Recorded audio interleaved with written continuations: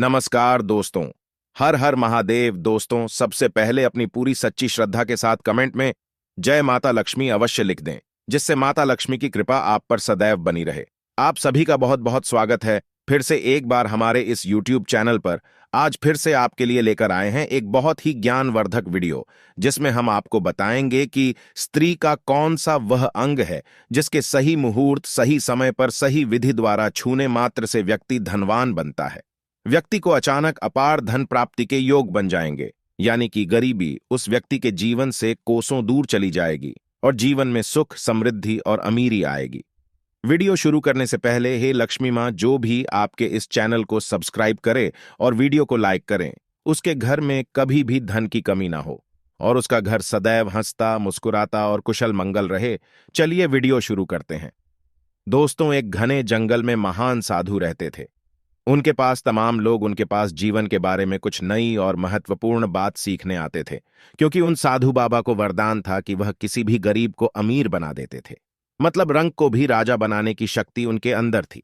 एक दिन की बात है, उनके पास एक गरीब और निर्धन व्यक्ति अपने जीवन में अमीरी की चाह रखते हुए इस बात को जानने के लिए साधु बाबा के पास गया कि वह किस प्रकार से एक बहुत बड़ा धनवान और महान व्यक्ति बन सकता है।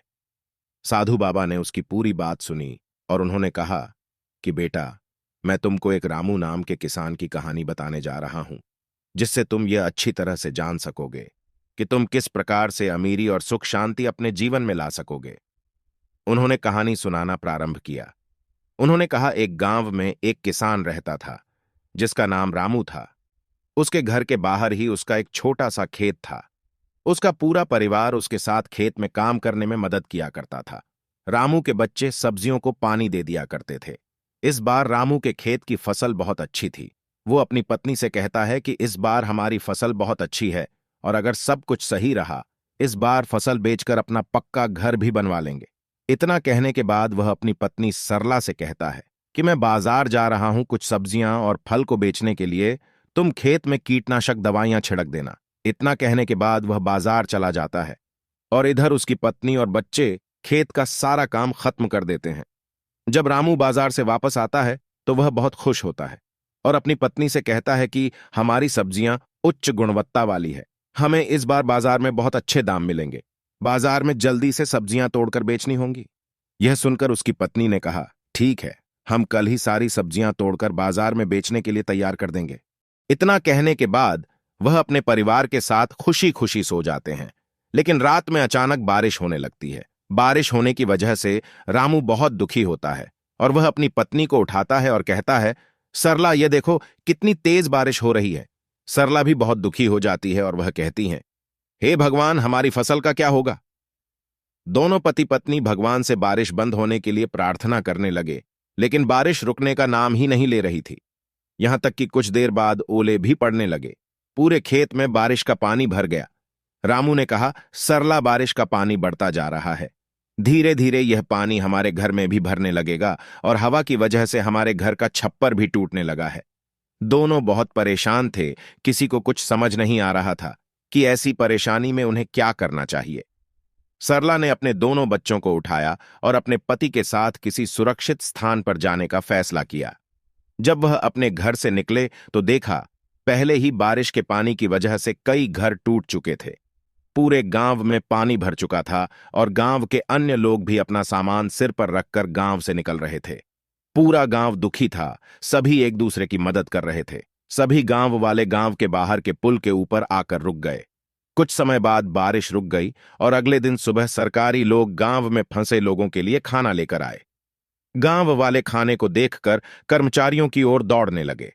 रामू को भी खाने के कुछ पैकेट मिल गए थे। रामू ने वे खाने के पैकेट अपने बच्चों को खिला दिए और दोनों पति पत्नी भूखे रहे। अब गांव वालों को कुछ राहत सी महसूस होने लगी। अब उन्हें पूरी उम्मीद थी कि वह अब अपने गांव के लिए लौट जाएंगे। लेकिन तभी थोड़ी देर बाद फिर से बारिश होना शुरू हो गई। इस बार बारिश बहुत देर से लगातार पड़ रही थी। पानी बढ़ता जा रहा था, जिसकी वजह से गांव में राहतकर्ता भी खाना लेकर नहीं आए थे। इस बार रामू ने कहा कि इस बार हमारे गांव में सरकारी गाड़ियां खाना लेकर नहीं आएंगी। मैं खाना लेने के लिए गांव से बाहर जाता हूं। कुछ देर बाद रामू खाना लेकर सरला और बच्चों के पास पहुंचा। लेकिन रामू के शरीर पर बहुत चोट के निशान बने हुए थे। उन्हें देखकर सरला घबराते हुए बोली, यह सब कैसे हुआ? इस पर रामू ने कहा कि पास वाले गांव में सरकार मुफ्त में खाना बांट रही थी, जिसकी वजह से वहां पर बहुत भीड़ थी। मुझे खाना लेते हुए भीड़ में यह चोट लग गई है। इतना सुनकर सरला रोने लगी और कहने लगी, जो हाथ अनाज उगाते थे आज वह खुद अनाज के लिए परेशान है। यह कैसी स्थिति आ चुकी है? रामू ने सरला को समझाया और कहा, तुम घबराओ मत, सब कुछ जल्दी ही ठीक हो जाएगा। इसके बाद रामू ने अपने बच्चों को खाना दिया, लेकिन बच्चों ने कहा, आप भी इसमें से हमारे साथ खाना खाइए, क्योंकि आप दोनों ने कल से कुछ भी नहीं खाया है। बच्चों ने सरला और रामू के साथ खाना खाया। यह देखकर सभी को बहुत अच्छा लगा। सभी का हंसता खेलता परिवार पूरी तरह से परेशान था। इसके बाद धीरे धीरे बारिश कम होने लगी और सभी गांव वाले अपने अपने घर लौटने लगे। जब रामू अपने परिवार के साथ घर पहुंचा तो देखा रामू का पूरा घर टूट चुका था। इस पर सरला बहुत ज्यादा दुखी थी। रामू ने कहा, हम घर फिर से बना लेंगे। सरला ने कहा, और खाने के लिए कहां से लाएंगे?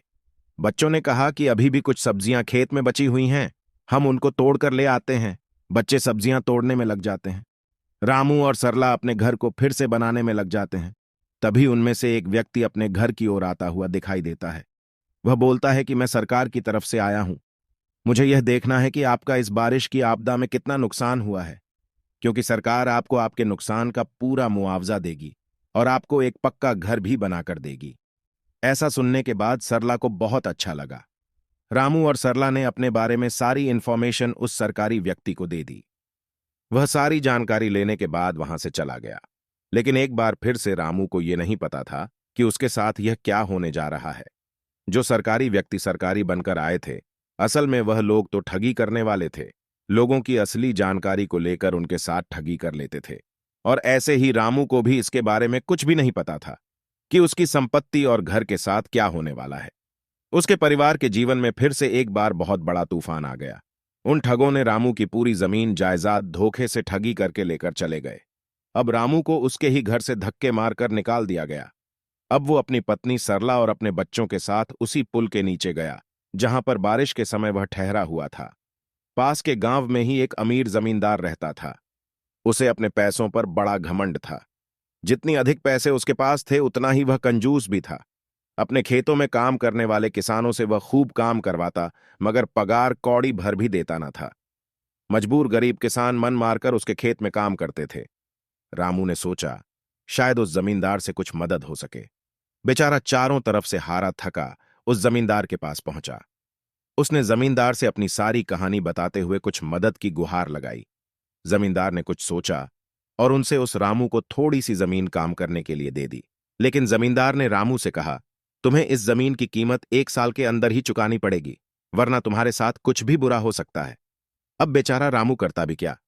उसने जमींदार से कहा, ठीक है, जैसा आप चाहे, मैं आपसे वादा करता हूं कि मैं 1 साल के अंदर ही आपका सारा कर्ज चुका दूंगा। अब रामू उसी खेतीबाड़ी में अपना और अपने परिवार का गुजारा चलाता था। रामू बड़ा मेहनती था। वह दिन भर अपने खेत में काम करता है और अपनी मेहनत के दम पर इतनी फसल प्राप्त कर लेता कि अपने परिवार के लिए 2 वक्त की रोटी जुटा लेता था। अब उसने कड़ी मेहनत करके जमींदार से किए हुए वादे पर उसने 4 महीने में ही जमीन की सारी कीमत जमींदार को वापस कर दी। गांव के बाकी किसानों के पास रामू के मुकाबले अधिक जमीनें थीं। वे रामू की मेहनत देखकर हैरान होते थे कि कैसे इतनी सी जमीन से वह इतनी फसल उगा लेता है। 1 साल गांव में भयंकर सूखा पड़ा। बिना बारिश के खेत खलिहान सूखने लगे। गरीब किसानों के पास सिंचाई की कोई व्यवस्था न थी। वे सिंचाई के लिए बारिश पर ही निर्भर थे, इसलिए उनकी सारी फसल बर्बाद हो गई। रामू के साथ भी यही हुआ और अपने छोटे से खेत में किसी तरह अपने परिवार का पालन पोषण कर रहा था। अब उसके सामने भुखमरी की नौबत आ गई। मजबूरी के कारण वह दोबारा गांव के जमींदार के पास कर्ज मांगने गया।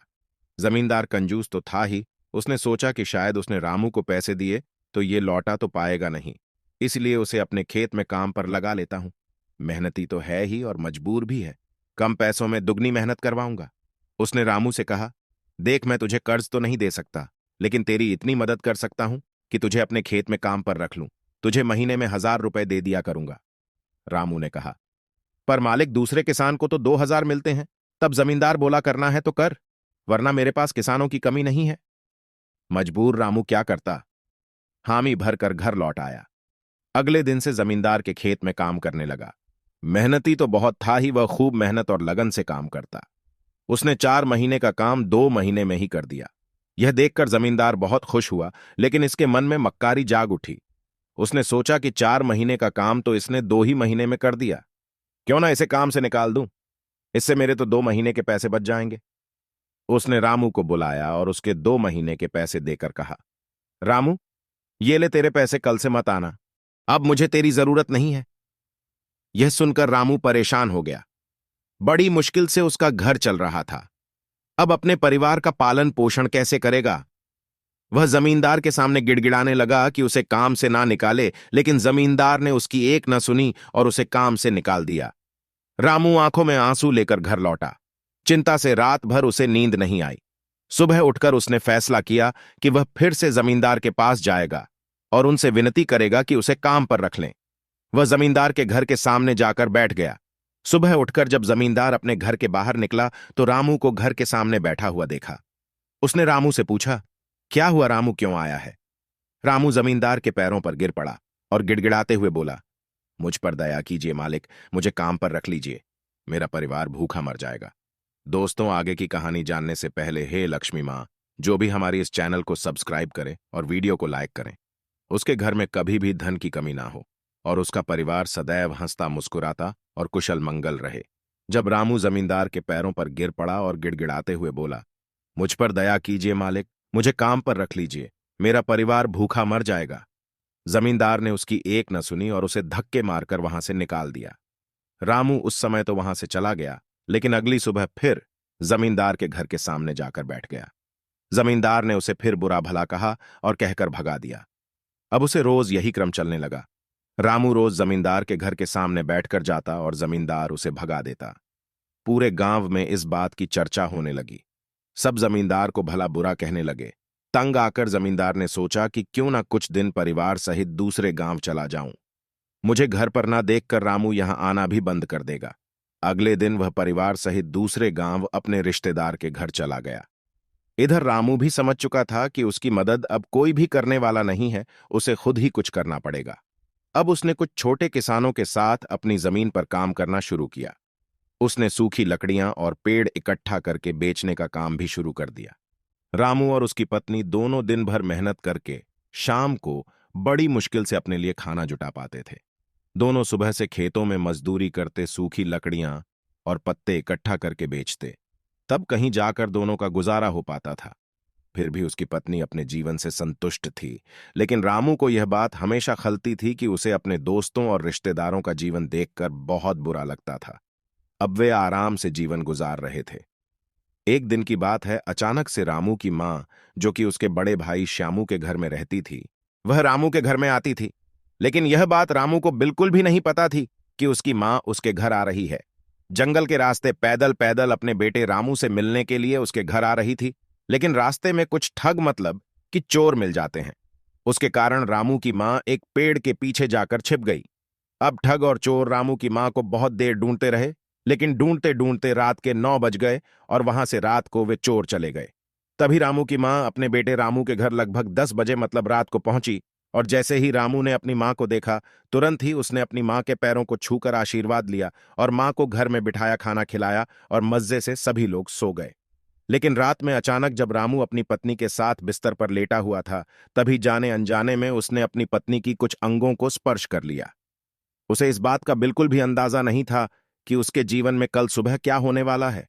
रामू ने सुबह उठकर अपनी मां का आशीर्वाद लिया और अपनी पत्नी को प्यार से गाल में हाथ लगाते हुए अपने काम के लिए, मतलब लकड़ियां काटने के लिए, जंगल की ओर चला गया। अचानक रामू की किस्मत पलट गई। जंगल में लकड़ियां लेने गया रामू काफी आगे तक निकल गया। जंगल के बीच में उसे एक गुफा दिखाई दी। गुफा में अंधेरा था। वो जैसे तैसे हिम्मत जुटाकर गुफा में दाखिल हुआ। जब वह अंदर गया तो उसकी आंखें फटी की फटी रह गईं। उस गुफा के अंदर एक खजाने का पूरा ढेर था। उसने खजाने पर कब्जा कर लिया और गुफा को मिट्टी, पत्थर और पेड़ों के पत्तों से ढक दिया और फिर बैलगाड़ी से धीरे धीरे सारा खजाना अपने घर ले आया। पहले तो थोड़ा धन देखकर उसकी पत्नी बहुत खुश हुई, लेकिन जब रामू रोज गाड़ी भरकर धन लाने लगा तो पत्नी ने उसे रोका, समझाया कि इतना धन इकट्ठा करना ठीक नहीं है।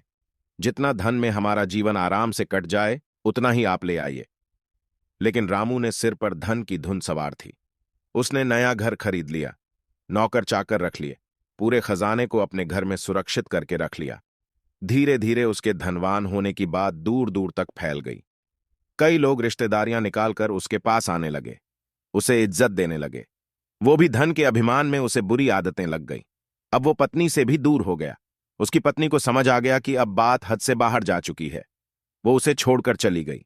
किसान नगर का सेठ हो चुका था। उसे उसके जाने का जरा भी दुख नहीं था। समय बीतता रहा, उसकी अय्याशियां बढ़ती जा रही थीं।